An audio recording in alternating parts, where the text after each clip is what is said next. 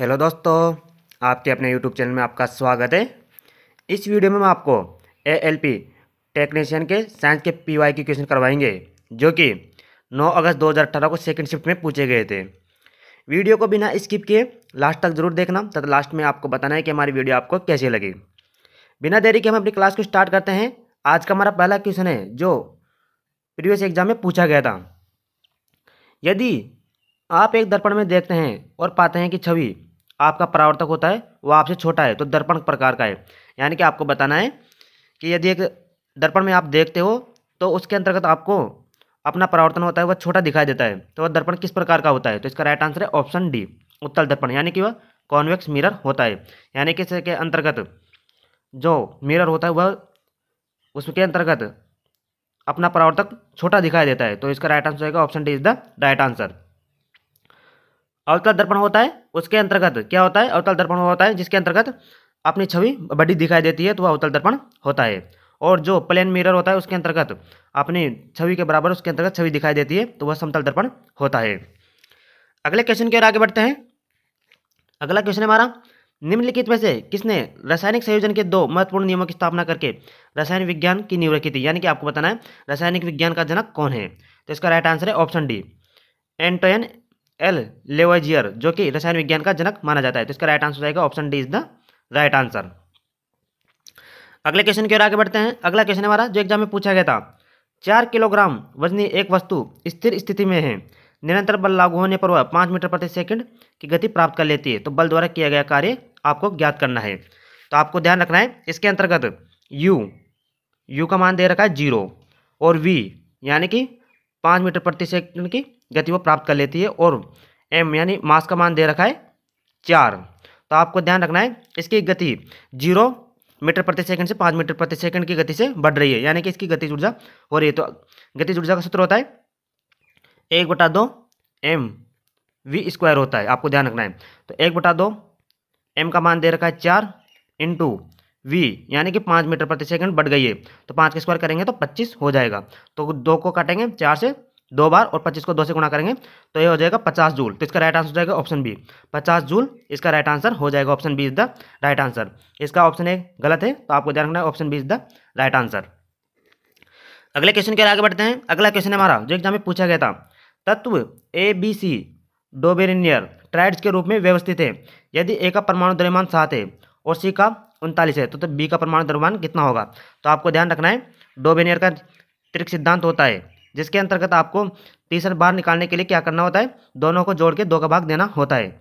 यानी कि सी बराबर क्या होगा a+b/2 हो जाएगा। तो आपको 7 + 39/2 का भाग देना है।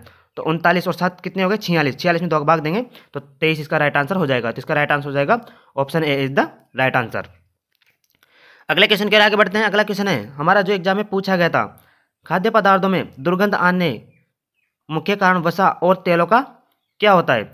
आपको बताना है कि खाद्य पदार्थों में दुर्गंध आती है वह किस कारण से आती है, यानी कि वसा और तेलों का क्या होता है जिसके कारण खाद्य पदार्थों में दुर्गंध आती है। तो इसका राइट आंसर हो जाएगा ऑप्शन बी, ऑक्सीकरण।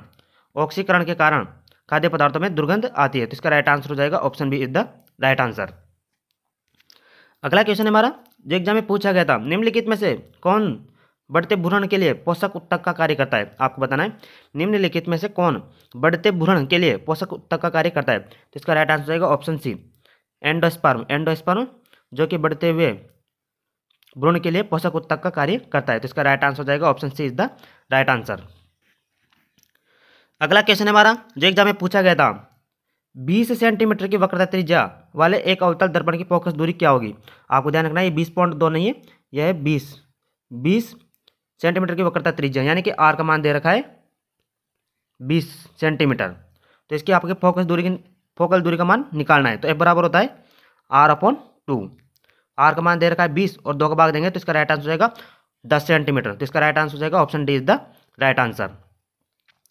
अगले क्वेश्चन के आगे बढ़ते हैं। अगला क्वेश्चन हमारा जो एग्जाम में पूछा गया था, 5 मीटर प्रति सेकंड की गति से गतिशील 22 किलोग्राम वजन वाले वस्तु की गतिज ऊर्जा कितनी होगी? तो गतिज ऊर्जा यानी कैनेटिक एनर्जी का मान ज्ञात करना है। तो इसका सूत्र होता है 1/2 mv²। इसका सूत्र होता है, आपको ध्यान रखना है, वेरी वेरी इंपॉर्टेंट सूत्र है, इससे एग्जाम में क्वेश्चन जरूर आते हैं तो इसके अंतर्गत आप इसको मान रखना होगा।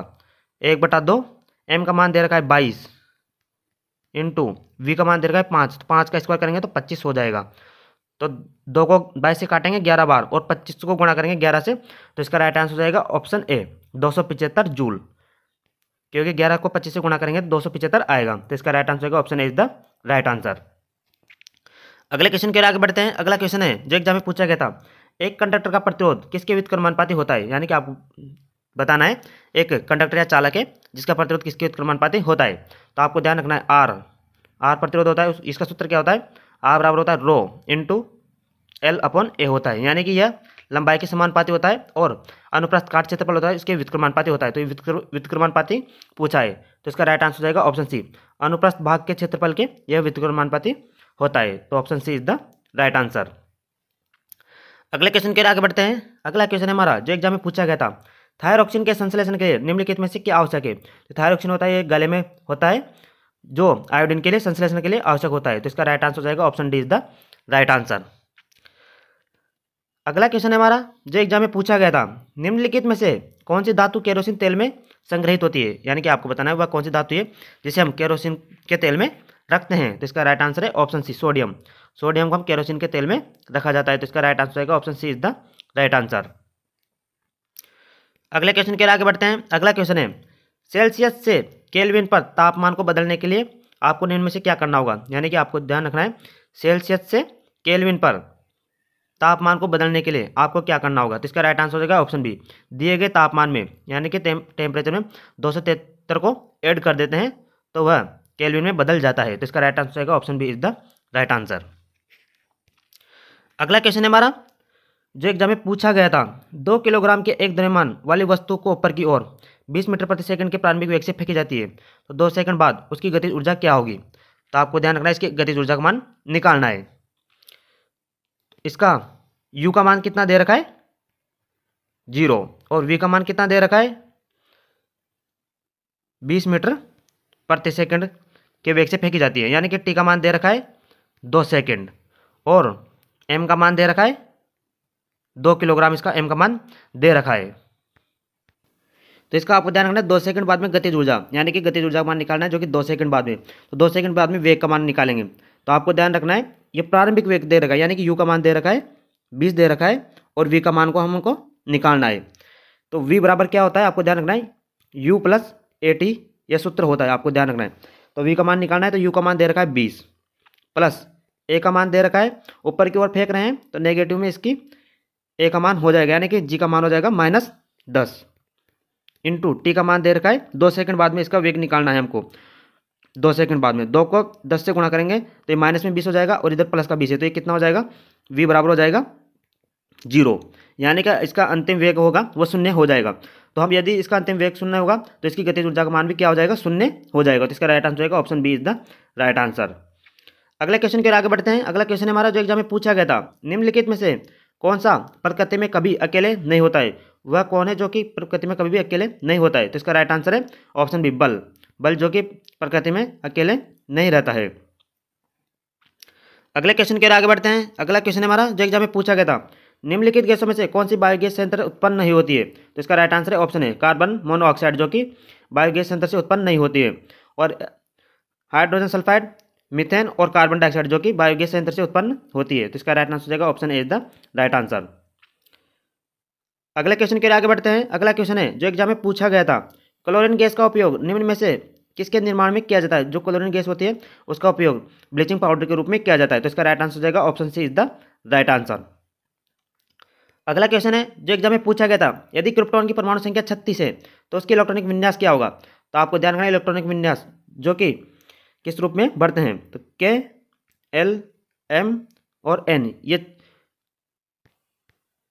4 कक्षाएं होती है, जिसके अंतर्गत K के अंतर्गत 2 होते हैं, L के अंतर्गत 8 होते हैं, M के अंतर्गत 18 और N के अंतर्गत 32 होते हैं। तो आपको इसको क्रम के रूप में बढ़ना होता है। तो पहले में 2 आ जाएंगे, फिर सेकंड वाले में 8 आ जाएंगे, तीसरे वाले में 18 आ जाएंगे और बचे शेष कितने बचे टोटल करने के बाद में 8 बचे, तो लास्ट वाले में 8 आ जाएंगे। तो इसका राइट आंसर आएगा option B is the right answer. अगले क्वेश्चन के आगे बढ़ते हैं। अगला क्वेश्चन हमारा जो एग्जाम में पूछा गया था, धातुएं अम्लों के साथ प्रतिक्रिया द्वारा उत्पन्न होती है। आपको बताना है धातुएं अम्ल के साथ प्रतिक्रिया द्वारा उत्पन्न होती है। यानी कि क्वेश्चन है वह कौन सी धातु हैं जो कि अम्ल और क्षार के साथ अभिक्रिया करते हैं तो कौन सी धातु उत्पन्न होती है। इसके अंतर्गत है अम्ल प्लस क्षार के साथ क्रिया करती है तो कौन सी धातु उत्पन्न होती है। तो इसका राइट आंसर हो जाएगा ऑप्शन सी, लवण व हाइड्रोजन। अम्ल व क्षार अब एक साथ अभिक्रिया करती है तो लवण और हाइड्रोजन उत्पन्न होते हैं। तो इसका राइट आंसर हो जाएगा option C is the right answer.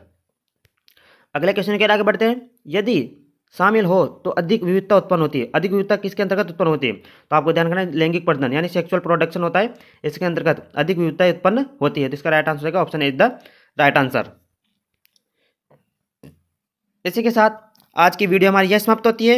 यदि हमारी वीडियो आपको अच्छी लगी हो और आगे की शिफ्ट भी आप देखना चाहते हो तो हमारे चैनल को सब्सक्राइब जरूर कर लेना तथा बेल आइकन को जरूर दबा लेना।